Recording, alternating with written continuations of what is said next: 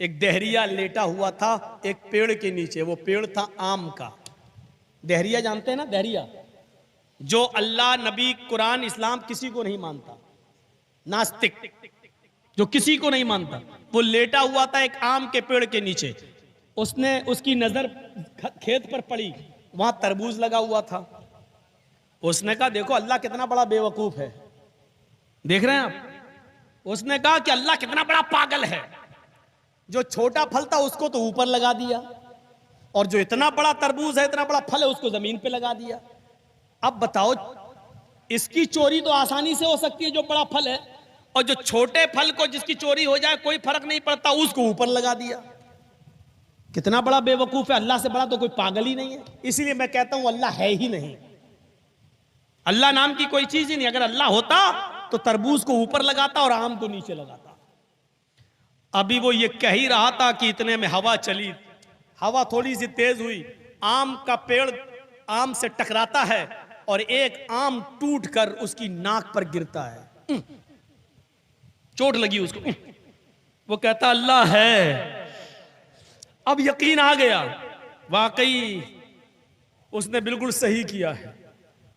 अगर इस पेड़ पर यह तरबूज लटका होता और वो टूटकर मेरी नाक पे गिरता तो मेरा चेहरा भी बदल जाता, दांत भी टूट जाते, नाक भी पिचक जाती और मेरा थूथड़ा बदल जाता। नहीं, अल्लाह है। उसी दिन उसको समझ में आ गया कि अल्लाह का हर काम हिकमत से भरा पड़ा है, और वो इस्लाम ले आया। उसने कुरान को पढ़ना शुरू कर दिया। एक दिन की जिंदगी और एक आम के गिर जाने से उसने अपनी जिंदगी बदलकर अल्लाह का इकरार कर लिया और कुरान पर चलने वाला बन गया। फिर वो कुरान का दाई बन गया। लेकिन हमारी पूरी जिंदगी आज इस्लाम पे गुजरी है। हम आज ये नहीं समझ पा रहे हैं कि अल्लाह का पावर क्या है, अल्लाह की ताकत क्या है, बेटा कौन देता है, बेटी कौन देता है, रिस्क के दरवाजे कौन खोलता है, हमारे अनाजों में बारिश बरसाकर हमारे खेतों से अनाज कौन पैदा करता है, हमारी बिगड़ी हुई कौन बनाता है, हमारा मुश्किल कुशा कौन है, हमारा फरियाद दर्द कौन है, हमारी फरियादें सुनने वाला कौन है। आज पूरी जिंदगी हमारी 80-80 साल और 90-90 साल की इस्लाम के हालत में गुजर गई, लेकिन अभी तक हम अल्लाह के पावर और अल्लाह की ताकत को नहीं पहचान पा रहे हैं। ये हमारे जमाने का सबसे बड़ा अलमिया है, ये इस दौर का सबसे बड़ा दुख है, ये जमाने का सबसे बड़ा अलमिया है कि आज तक हम अल्लाह को कमजोर ही समझे बैठे हैं, और हमने अल्लाह से ज्यादा पावर और अल्लाह से ज्यादा ताकत हमने अल्लाह की मखलूक और अल्लाह के बंदों को दे रखी है। ये हमें समझने की जरूरत है। वो एक झटके में समझ गया। सन 1957 की बात है। मैं जो बताने जा रहा हूं उसको गौर से सुनिएगा। उस जमाने के अंदर ट्रेनें जो चलती थी वो इलेक्ट्रॉनिक इंजन से नहीं चलती थी, बल्कि कोयले वाले इंजन से चलती थी। और छोटी लाइन थी गोरखपुर से गोंडा, 200 किलोमीटर छोटी लाइन। गोरखपुर से जब चलती थी तो नौगढ़, बढ़नी, बलरामपुर, तुलसीपुर होते हुए वो गोंडा आती थी। और उस वक्त उस ट्रेन के ड्राइवर थे मोहम्मद कासिम। 20 साल से वो ट्रेन की ड्राइवरी कर रहे थे। गोरखपुर से उन्होंने ट्रेन स्टार्ट की। बढ़नी को क्रॉस करने के बाद, तुलसीपुर, बलरामपुर को क्रॉस करने के बाद उनकी गाड़ी जब गोंडा की तरफ आगे बढ़ती है और राप्ती नदी के ऊपर से गुजरती हुई पुल को क्रॉस करके जब आगे बढ़ी तो उन्होंने क्या देखा? 50 मीटर की दूरी पर एक लड़की खड़ी है और वो ट्रेन के सामने आकर रुक जाती है, बल्कि लेट जाती है, और वो इस ट्रेन से कटना चाह रही है। उसने अपना जिस्म, अपना शरीर ट्रेन की पटरी पर रख दिया। अब आप चाहे जितने ब्रेक लगाएं, लेकिन 50 ट्रेन के ब्रेक फौरन नहीं लगते हैं। ये साइकिल और बाइक की तरह नहीं कि यहां लगाओ और गाड़ी रुक जाए। ट्रेन के ब्रेक मेरे भाइयों 1-2 किलोमीटर पहले से लगाना पड़ते हैं और फिर धीरे धीरे जाकर रोका जाता है ट्रेन को। मोहम्मद कासिम ने जब उस लड़की को देखा, ज्यादा दूर नहीं है और वो लेट गई है, 17-18 साल की वो खूबसूरत लड़की, पता नहीं क्यों मरना चाहती है, लेकिन मोहम्मद कासिम ने ब्रेक लगाए, लड़की को बचाने की पूरी कोशिश की और हैवी ब्रेक लगाए। गाड़ी रोकने में वो कामयाब हुए। ब्रेक इतने हैवी थे कि ट्रेन का हर डब्बा हिल गया। पैसेंजर्स जो ट्रेन में बैठे थे उनको झटका लगा, लेकिन एक लड़की को बचाने के लिए उन्होंने ये रिस्क मोल लिया और गाड़ी को रोक लिया। जब झांक कर देखते हैं तो क्या देखते हैं कि उस लड़की में और हमारी गाड़ी के पहिए में सिर्फ एक बित्ते का, एक बालिश का फर्क रह गया, बस इतना फर्क।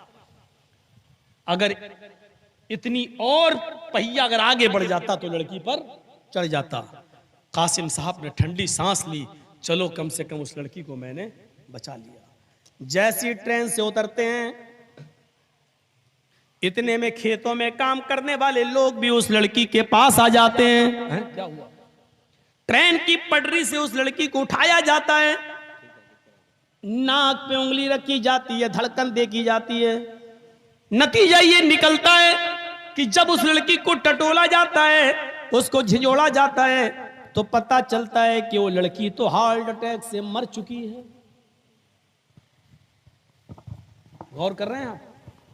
ट्रेन का पहिया आने से पहले ही उस लड़की का हार्ट अटैक हो गया, लड़की मर चुकी है।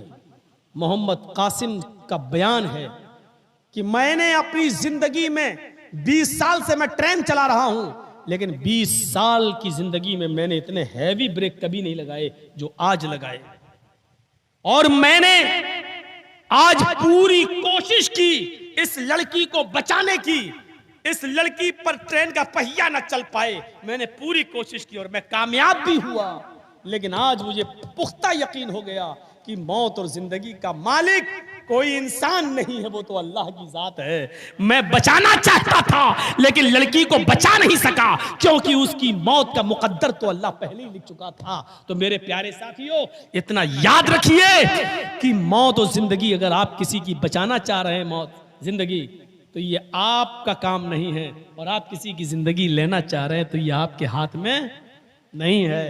मोहम्मद कासिम ने बचाने की कोशिश की, ट्रेन रोक भी दी, पहिया चला भी नहीं है, चढ़ा भी नहीं है उसके ऊपर, लेकिन लड़की पहिया चढ़ने से पहले ही मर चुकी है, हार्ट अटैक हो चुका है। यानी तुम बचाना चाहो तो जरूरी नहीं कि तुम कामयाब हो जाओ। मा तशाऊना इल्ला अन यशा अल्लाह, जो तुम चाहो जरूरी नहीं कि वो पूरा हो जाए, जरूरी यह है अल्लाह चाहेगा वही पूरा होगा। मेरे भाइयों, ये तौहीद, ये रिश्ता, इस्लाम हमें सबसे ज्यादा इस रिश्ते से जोड़ता है। बैठिए, संजीदगी के साथ सुनिए, अभी कुछ और बातें आपके सामने आएंगी, सुनते जाइए। ये इस्लाम है जो सबसे ज्यादा आपको अल्लाह रब्बुल आलमीन से जोड़ता है, भरोसे को मजबूत करता है। आज हमारे खिलाफ जो षड्यंत्र रचे जा रहे हैं, हमें मारने की और प्लानिंग की जा रही है, फिर अल्लाह पर तवक्कुल करिए और भरोसा रखिए। इनके चाहने से कुछ नहीं होता है, इनके चाहने से कुछ नहीं होता है जब तक कि अल्लाह रब्बुल आलमीन न चाहे। इनके चाहने से कुछ नहीं होता है, बस हमें अपने आमाल की इस्लाह करने की जरूरत है। अपनी तौहीद को मजबूत रखिए और इस्लाम पर अमल करिए।